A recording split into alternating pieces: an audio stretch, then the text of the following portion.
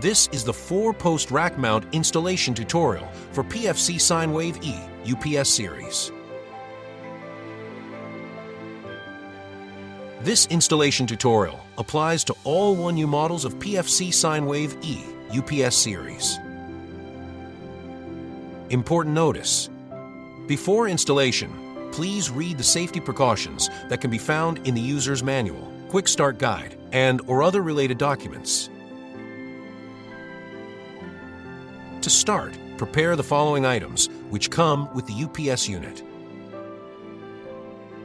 In addition, you'll also need to prepare other accessories and tools before the installation. Designed for quick and easy deployment, the UPS can be set up in just a few simple steps. First, install the 2 rack mount ears onto both sides of the UPS using 4 black pan head screws on each side. Use the hardware provided by the server rack to secure the UPS onto the rack. Tighten 2 screws on each side. Plug the power cord to the UPS and the utility grid. To complete the installation, press the power button for 2 seconds to initialize the UPS.